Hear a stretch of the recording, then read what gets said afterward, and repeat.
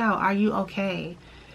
Because going from a pandemic, which we're still in a pandemic, and then now going into a race war, it's a lot on people's mental, their mental health. It's a lot.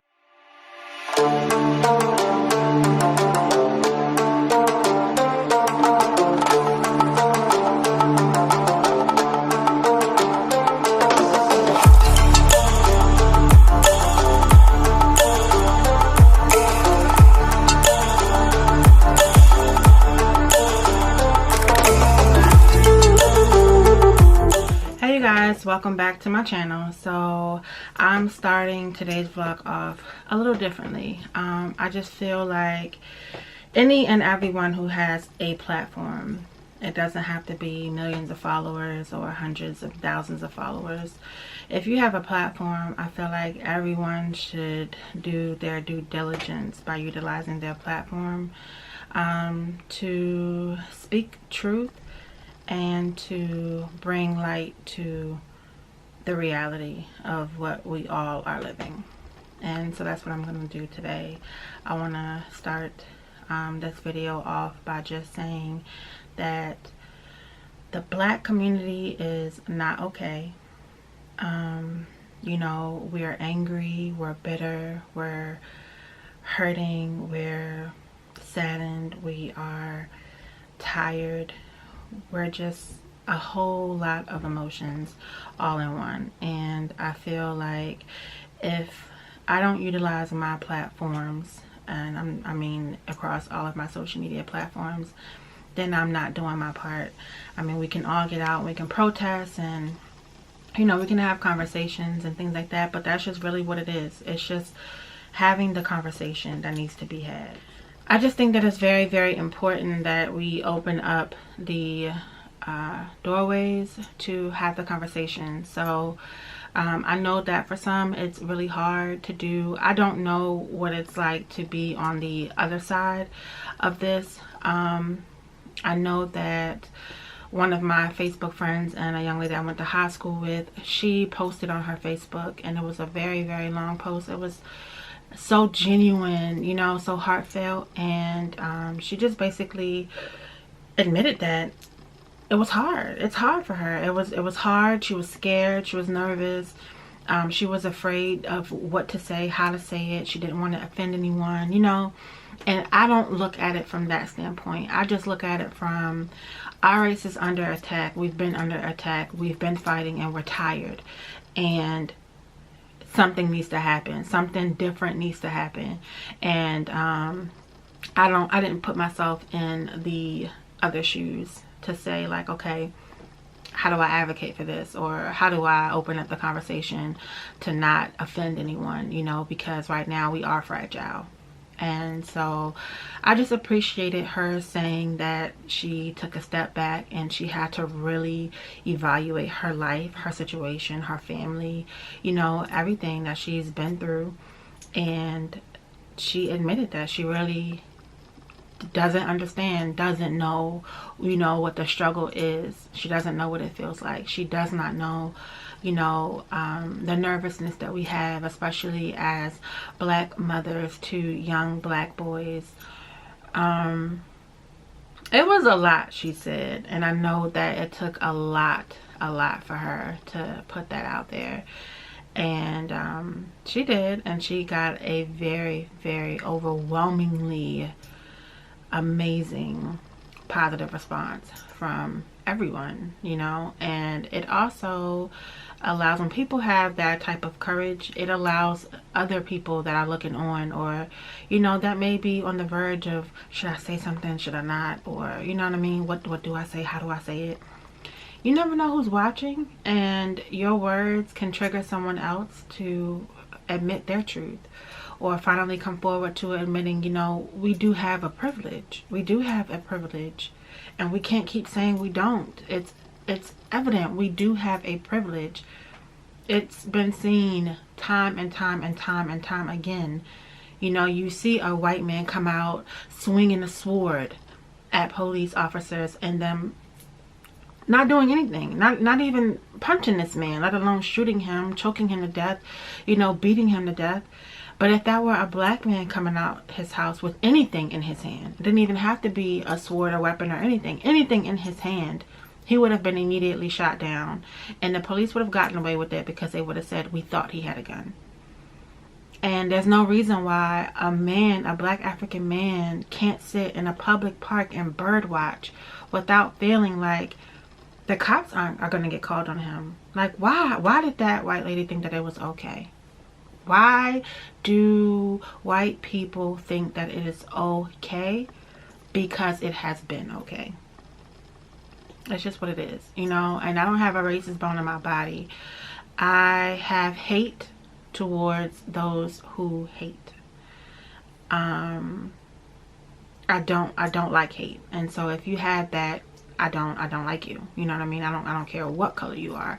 If you have hate and you hate someone because of their skin color, I don't care for you. You're disgusting.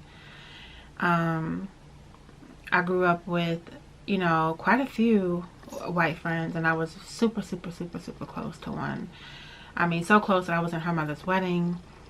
You know, her mother used to call me her daughter, and we would be in public and her mother would just so proudly say, yeah, this is my daughter, Chris.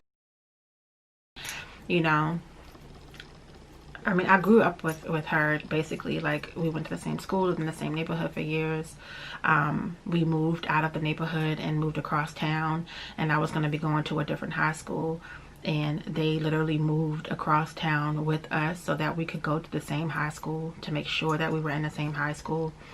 So that's how close we were. It was summers that I spent, and I actually lived with her in the summer times. I went away with them, you know, on family vacations and everything. Like I said, I was in her mom's wedding. And so, you know, to be that close to someone, I can't say that if the shoe were on the other foot, I can't see how I wouldn't be able to reach out and just check on you. Like, just check on you. I know that you have a son. Are you okay?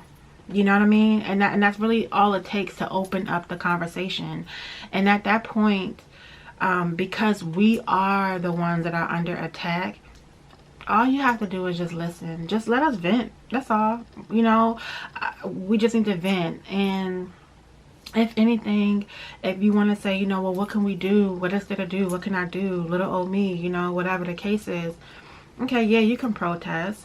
You know, you can use your platform to speak and say what you have to say. But more than anything, I believe the black community just wants the white community to know and accept and admit to their privilege. I think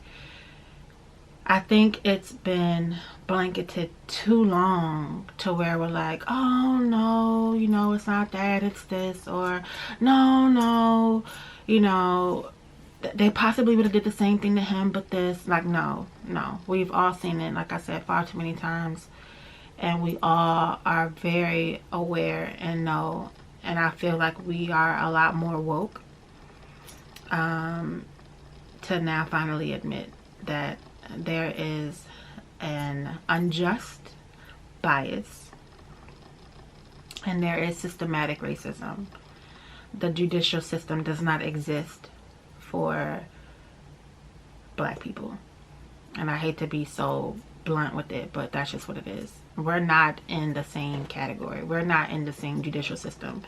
We're not in the same, you know, laws that protect everyone, that should protect everyone, don't protect us. And it's just what it is for us, and that's been what it is, and we're just tired of it, and something needs to happen. And so I feel like if this can just encourage, you know, someone to have the conversation, you know, just have the conversation. And if you have, you know, black friends or anyone that you're close to that's of the opposite race of you, reach out and just say, you know, hey, I know there's, you know, so much is going on. Are you okay? That's all. That's all. Just reach out. Are you okay? Because going from a pandemic, which we're still in a pandemic, and then now going into a race war, it's a lot on people's mental, you know, their mental health. It's a lot. It's a lot. And so I just wanted to just use my platform. I don't have thousands of subscribers yet, you know, but I have those that do watch, and those who do watch have friends, and we all have coworkers. You know, we have someone that we can have the conversation with, and I just feel like it's so needed. I went out today to Target. I went out, you know, doing my errands and things. I was on the phone, my video appointment with my therapist, and I had the conversation. I had the conversation in Target with the white woman, and she cried. I had the conversation on the phone with my therapist, and she understood, and she accepted, and she acknowledged that there is a uneven balance when it comes to, you know, the black community and the white community. There is a privilege that we do not have, you know, and there is a safety net that we've never experienced.